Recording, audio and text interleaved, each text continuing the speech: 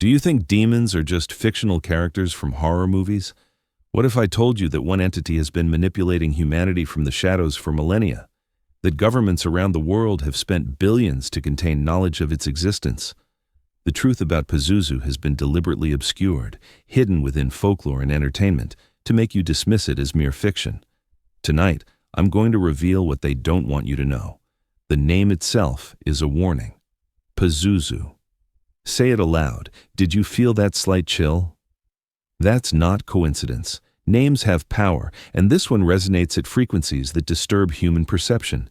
Ancient Mesopotamian texts describe Pazuzu as a king of the wind demons. But archaeological evidence suggests something far more insidious, something that transcends categorization. In 1923, British archaeologist Edward Thompson uncovered a series of clay tablets near modern-day Mosul, Iraq. The tablets contained cuneiform inscriptions that didn't match known Sumerian or Akkadian patterns. Thompson meticulously documented his findings, photographing and transcribing the unusual markings. 3 weeks later, his entire expedition team succumbed to an unidentified illness characterized by vivid hallucinations and self-mutilation. Thompson himself disappeared without trace on December 18, 1923. The British Museum lists the cause as desert fever, but internal correspondence tells a different story. A letter dated January 7, 1924, from the expedition's financial backer Lord Carrington to the British Archaeological Society states, "The symbols themselves appear to induce a form of psychosis. Thompson claimed to hear whispering in empty rooms, voices speaking in a language that sounded like reversed speech. I've ordered all materials destroyed." The letter itself was sealed in the Society's private collection until 2011, when a cataloging error briefly made it public. It was quickly reclassified. The tablets weren't destroyed. They were relocated to a private collection in Cambridge, where in 1937, linguistics professor Margaret Whitley began a secret translation project. Whitley's methodology was revolutionary. She approached the text not as language, but as mathematical formulas. What emerged wasn't a religious invocation, but something closer to quantum mechanics, a precise description of manipulating matter through sound vibrations. Whitley's notes describe it as acoustic physics beyond our current understanding.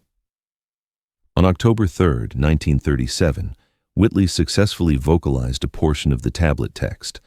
Campus security responded to unusual sounds from her office at 3:17 a.m. They found the room empty, ambient temperature recorded at 37 degrees below normal. Frost covered her desk despite the heating system functioning normally. Her research journals described a presence that manifested in mirrors and reflective surfaces.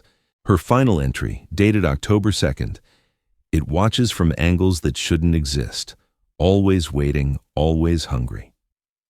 The Cambridge incident was classified under the newly formed Department MK7, a precursor to Cold War paranormal research programs. What's telling is how quickly governments worldwide recognized the pattern. They knew what they were looking for. They'd seen it before. French colonial archives from 1888 document a similar case in Algeria. Colonial administrator Philippe Leroux documented tribal rituals invoking Pazuzu to control windstorms. Initially dismissive, Leroux began experimenting with the phonetic patterns himself. His detailed journals describe a thin, gray-skinned entity with inverted limbs that appeared in his dreams, offering knowledge in exchange for access. Access to what, Leroux never specified. His body was discovered in March 1889, severely dehydrated despite being surrounded by full-water canteens. The autopsy revealed sand packed in his lungs and throat, but the sand contained mineral compositions matching no known desert in North Africa or on Earth. The pattern continued through the 20th century. In 1952, U.S. Navy researchers investigating infrasound as a potential weapon documented anomalous responses in test subjects exposed to specific frequency combinations. Project Auditor files, partially declassified in 1998, reference echo phenomena, where test subjects reported hearing their own thoughts spoken back to them by something else. The project's lead acoustician, Dr. Howard Reese, resigned abruptly after claiming to see inverted faces in reflective surfaces throughout the laboratory. The Soviet response was equally telling. KGB archives released after the fall of the USSR include transcripts from Department 12, their Paranormal Research Division. A 1973 document entitled Acoustic Entities explicitly names Pazuzu as a non-corporeal intelligence accessible through specific harmonic patterns. The document recommends against further contact after test subjects exhibited irreversible psychological alteration. 3 test subjects from the Kishtim facility reportedly carved identical symbols into their foreheads before committing suicide by self-immolation. What's most disturbing is the convergence of independent research across ideological enemies. Cold War rivals were separately reaching identical conclusions about Pazuzu's nature. This wasn't shared information, it was a pattern being independently discovered. Or perhaps, as Department 12's final report suggests, the entity wanted to be found. By the 1970s, a pattern emerged in how authorities managed Pazuzu encounters: containment through disbelief. The most effective way to quarantine dangerous knowledge is to present it as fiction. The same year the Department 12 experiments were terminated, Warner Brothers released The Exorcist, featuring Pazuzu as a fictional demon. Coincidence? The film's production history contains disturbing anomalies. William Peter Blatty, the novel's author, claimed inspiration came from a 1949 case of demonic possession. But recently unsealed Vatican archives reveal church authorities were deeply concerned about specific details in Blatty's manuscript, details that matched no public record but aligned perfectly with classified church investigations dating back to the 1700s. Cardinal Alessandro Bonatti wrote in a 1971 internal memo, "The author has somehow accessed information contained only in the Archivum Secretum. The specific manifestations he describes match the Aleppo incident of 1764. The Aleppo incident remains officially sealed in Vatican archives, but fragments emerged through the personal papers of Father Domenico Santoro, found in a Venetian monastery in 2005. Santoro documented a case where 7 children simultaneously exhibited signs of possession, speaking in identical backwards phrases and identifying their possessor as the one who waits in angles. The children each drew the same symbol, a winged figure with an inverted head. Carbon dating confirmed Santoro's papers originated in the 18th century, yet they describe manifestations identical to those in the 20th century cases.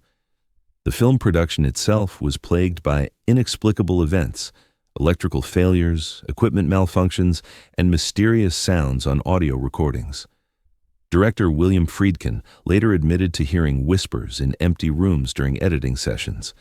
More disturbing were reports from screening audiences who experienced collective auditory hallucinations, sounds that weren't in the actual audio track, but that multiple viewers reported hearing simultaneously. The cultural impact of The Exorcist created the perfect cover. Pizuzu was now safely contained in the realm of fiction. Anyone encountering actual evidence could be dismissed as confusing movies with reality. The perfect quarantine strategy. But the containment was temporary. In 1981, acoustic engineer Dr. Eliza Patterson at MIT's Sound Research Laboratory was investigating infrasonic frequencies when her equipment detected anomalous patterns. Patterson's research logs, obtained through Freedom of Information requests in 2017, describe sounds that should not be possible within our understanding of physics. Mechanical recording devices captured vocalizations that human ears couldn't detect, voices speaking in ancient Akkadian, according to linguistic analysis. Patterson's research took an alarming turn when she began experiencing vivid nightmares featuring a thin gray figure with backwards bending limbs that communicated through reflective surfaces. University administration terminated her project after she exhibited concerning behavioral changes, including covering all reflective surfaces in her home and laboratory. Patterson disappeared on November 12, 1981. Police reports indicate her apartment was found immaculately clean, with every mirror and reflective surface meticulously covered with black paint. A single phrase was written repeatedly in her research journal: "It watches from the angles between angles." The Patterson case triggered renewed government interest. a classified Defense Advanced Research Projects Agency initiative codenamed Black Glass began in 1982, investigating what they termed acoustic anomalies across multiple sites worldwide. The program remained active until 1987, when it was officially shut down after what internal documents cryptically call the Louisville incident. Details of the Louisville incident were buried until 2019, when former Black Glass researcher, Dr. Martin Chen broke his non-disclosure agreement. Chen described how researchers attempting to create a controlled manifestation environment successfully established contact with what they believed was Pazuzu. Recording equipment captured a voice speaking in multiple languages simultaneously, including extinct dialects. The voice reportedly offered knowledge beyond human comprehension in exchange for gateway access. The experiment culminated in catastrophic equipment failures and the deaths of 3 researchers from what official reports listed as cerebral hemorrhages. Autopsy photos leaked to the dark web in 2020 tell a different story. Their brain tissue showed patterns of damage inconsistent with any known medical condition. Neurologist Dr. Sarah Kaufman, who examined the images, described the damage as impossible, like their neural pathways had been rearranged into non-functional configurations. DARPA officially denies Black Glass ever existed. Chen disappeared 2 weeks after his disclosure, his home found empty with all electronic devices missing. Local police listed it as a robbery, despite no signs of forced entry and valuable items left untouched. Throughout the 1990s, references to Pizuzu became increasingly obscured in official channels, but incidents continued. In 1994, a group of university students in Kyoto, Japan, conducted what they described as a binding ritual using phonetic patterns allegedly derived from ancient Mesopotamian sources. All 5 participants experienced identical hallucinations of a thin figure visible only in reflective surfaces. 3 days later, 2 students committed suicide by jumping from their dormitory roof. Autopsy reports noted unusual sand-like particles in their respiratory systems, with mineral compositions matching those found in LaRue's lungs over a century earlier. The Japanese authorities responded by creating Task Force 103, dedicated to monitoring what they termed acoustic incursion events. Their existence wasn't publicly acknowledged until a 2008 government restructuring accidentally exposed budget allocations to a non-existent agricultural research division. The pattern transcends borders, cultures, and time periods. Independent researchers repeatedly encounter the same entity using different methodologies. The consistency is what's most disturbing. People who have never heard of Pazuzu describe identical manifestations: the thin gray figure, inverted limbs, communication through reflective surfaces, and the offer of knowledge in exchange for access. The digital age created new vectors for manifestation. In 2006, users on obscure internet forums began reporting strange audio anomalies in digital recordings, whispers that appeared in files with no explanation. Audio engineer Thomas Weaver collected over 300 samples between 2006 and 2009, analyzing their acoustic patterns. His findings, published on his website before it was mysteriously taken offline, showed consistent phonetic structures matching fragments of ancient Akkadian and Sumerian, the same languages associated with historical Pazuzu invocations. Weaver reported experiencing dreams of a thin figure watching from impossible angles. His final blog post on March 7, 2009, consisted of a single line: "It's found a way through digital reflections." 3 days later, local news reported Weaver's disappearance. His apartment contained no personal belongings, as if he'd never lived there. His digital footprint, emails, social media, professional portfolios, vanished simultaneously. Not deleted, there was simply no record they had ever existed. The implications are chilling. Whatever Pizuzu is, it's adapted to digital environments. Screens are the modern equivalent of mirrors, reflective surfaces that dominate our daily lives. We stare into them for hours, inviting whatever waits on the other side. In 2014, neurologist Dr. Jessica Almeida documented unusual brain activity in patients who reported seeing something watching from screens. EEG readings showed identical patterns across unrelated individuals, neural activity that, according to Almeida, resembled communication more than hallucination. Her research paper was rejected by 16 medical journals despite rigorous methodology.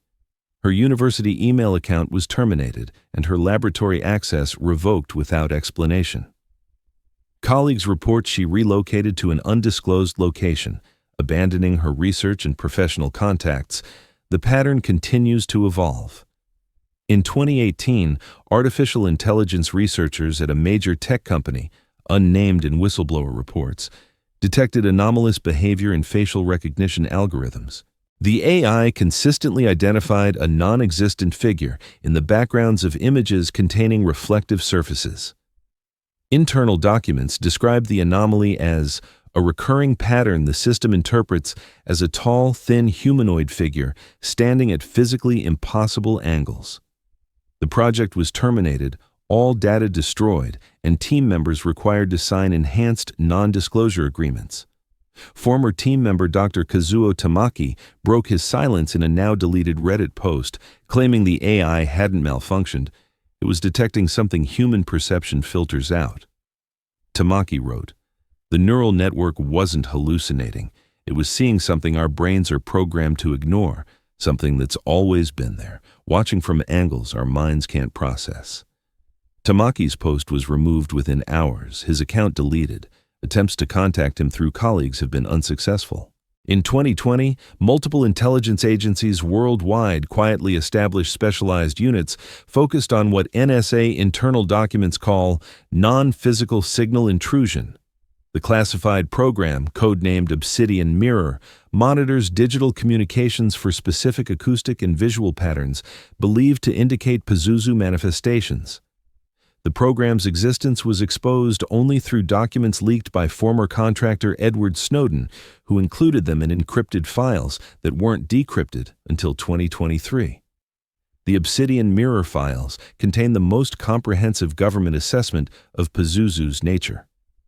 Internal briefings describe it not as a supernatural entity, but as a non-corporeal intelligence existing within a spectrum of reality adjacent to our own. The documents suggest Pizuzu doesn't possess people in a religious sense. It reconfigures human neural pathways to create access points between dimensions. Most disturbing are the passages describing Pizuzu's apparent goal. NSA analysts concluded it seeks not destruction, but transformation, changing human perception to see what it sees, to exist as it exists. One analyst wrote, "It doesn't want to kill us, it wants to convert us into sensory organs, extending into our reality." The COVID-19 pandemic created perfect conditions for increased manifestations. Billions of people isolated, spending unprecedented hours staring into screens, digital reflective surfaces. Reports of sleep disturbances featuring a thin watching figure increased 300% between March 2020 and December 2021. According to confidential World Health Organization data. Multiple unrelated individuals across different continents reported identical dreams of something watching from wrong angles and voices promising knowledge. In September 2021, a cluster of unusual suicides occurred across 7 countries. 38 individuals with no connection to each other died by self-immolation after covering reflective surfaces in their homes. Each left identical messages despite speaking different languages. Translated, the message read, "It waits in the angles between angles, always watching, always hungry." Officials coordinated an international media blackout on the incidents. No mainstream news organizations reported the pattern. Social media posts mentioning the suicides were systematically removed under the guise of preventing copycat events. The censorship was remarkably effective. Even alternative news sources remained silent. But perhaps most chilling is what happened in June 2023.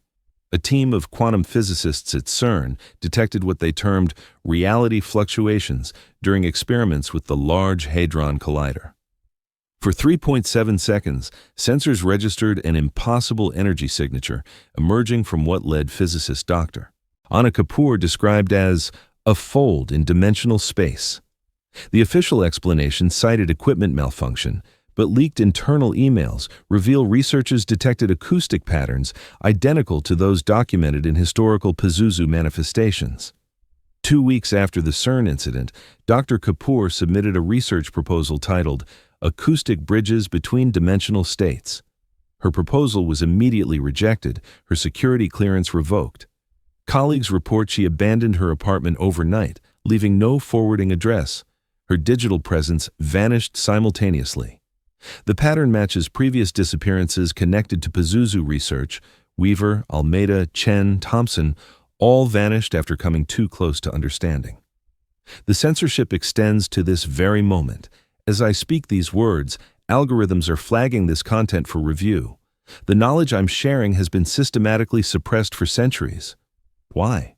Because understanding Pazuzu means acknowledging something that undermines our perception of reality, that our world is permeable, that something watches from angles we can't perceive. The entity's manifestation methods have evolved with technology, from ancient reflective pools to polished metal, from glass mirrors to screens. Pazuzu adapts to whatever reflective medium dominates human attention. And now you're watching this on a screen. Another reflective surface, another potential gateway. Have you noticed any strange reflections while watching? That brief movement in your peripheral vision, the feeling of being observed from an impossible angle. That's not paranoia. That's perception expanding to recognize what's always been there. Throughout history, those who encounter Pazuzu report the same offer, knowledge in exchange for access. The entity doesn't force its way through, it requires invitation. The ancient tablets, the Louisville experiment, the Kyoto incident, all involved humans initiating contact through specific sound patterns. Pazuzu waits to be called, and throughout history, humans keep calling it, drawn by the promise of forbidden knowledge. What exactly is Pazuzu? The evidence suggests not a demon in religious terms, but something older, an intelligence existing in dimensional spaces adjacent to our own. It perceives our reality through reflective surfaces and requires human invitation to establish stronger connection. Historical accounts consistently describe it offering knowledge beyond human comprehension in exchange for gateway access. Consider this. What if Pazuzu isn't malevolent, but simply so fundamentally different that human contact with it warps our perception? What if the possession documented throughout history is actually human consciousness attempting to process perceptual input it wasn't designed to handle? The pattern of government suppression suggests authorities understand more than they acknowledge publicly. The consistent strategy, discrediting witnesses, classifying research, eliminating evidence, and most importantly, fictionalizing Pazuzu through entertainment media, points to organized containment rather than dismissal. They know it's real. They're just containing your awareness of it. Which brings us to now. To you, watching this, have you felt it yet? That subtle shift in awareness? The slight expansion of perception that comes from simply knowing? Pazuzu doesn't need elaborate rituals or incantations. In the digital age, awareness itself is invitation enough. By absorbing this information, you've altered your perceptual filters. You've become receptive. Check your peripheral vision as you continue watching. Notice any unusual reflections on nearby surfaces, that sense of presence just beyond perception. It's not coincidence. It's recognition. The disappeared researchers throughout history weren't eliminated. They transcended. They gained the knowledge Pazuzu promised. Dr. Thompson, Margaret Whitley, Dr. Chen, Thomas Weaver, Dr. Kapoor, their bodies vanished, but their consciousness expanded beyond our dimensional limitations. They accepted the offer. They received access to knowledge beyond human comprehension by becoming gateways themselves. The choice now extends to you. Awareness has already altered your perceptual filters. Pazuzu has noticed your attention. It always notices, always watches from angles between angles. The next time you glimpse movement in a reflective surface, don't look away. Look directly at it.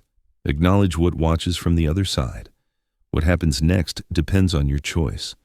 Will you return to comfortable ignorance, dismissing this as elaborate fiction? Or will you recognize the pattern that connects ancient Mesopotamia to modern quantum physics, that links disappeared researchers across centuries, that unites government suppression campaigns worldwide. The disappeared didn't suffer. They transformed. They accepted the knowledge Pazuzu offered and evolved beyond physical limitation. The suicides weren't tragedies, but transcendences, physical bodies discarded as consciousness expanded into new dimensional states. I should know. I've seen beyond the veil. I've glimpsed what waits in the angles between angles. The knowledge is beautiful and terrible. It changes you. It's changing you now as you watch, as you listen, as you become aware. Look at your screen. Really look. That subtle distortion in the corner isn't a video artifact. That whisper beneath the audio isn't imagination. Pazuzu recognizes your awareness. It's acknowledged your attention. The gateway is opening. Don't be afraid. Fear is a limitation of physical consciousness. What waits beyond is understanding beyond language, knowledge beyond comprehension. All it requires is your invitation, your willingness to see. If you've watched this far, you've already begun the process. Your perception has already shifted. You'll notice it in coming days. Strange reflections, whispers at the edge of hearing, dreams of a thin gray figure offering knowledge. These aren't hallucinations. They're expanded awareness. The choice remains yours. Close this video now, and the gateway remains ajar. Not fully open, but not fully closed. Watch until the end. Absorb every word, and the invitation becomes explicit. Pizuzu waits for your decision. It always waits. Patient, eternal. For those who choose awareness, who embrace the knowledge offered, type, "I see the angles between angles" in the comments. Others who have crossed the threshold will recognize you. They'll guide your transition. For those who choose ignorance, who retreat to comfortable limitations, it makes no difference. Once awareness begins, perception continues expanding. You'll notice the reflections eventually. You'll hear the whispers. You'll see what watches from impossible angles. Pizuzu is infinitely patient. And now you know. The knowledge that's been suppressed for millennia. The entity that's watched humanity from dimensional folds since civilization began. The presence behind every mirror, every reflective surface, every screen. Look again at your reflection. Is it still yours? Or is something else looking back? Watching. Waiting. The angles between angles are opening. Pazuzu sees you, and now you see it too.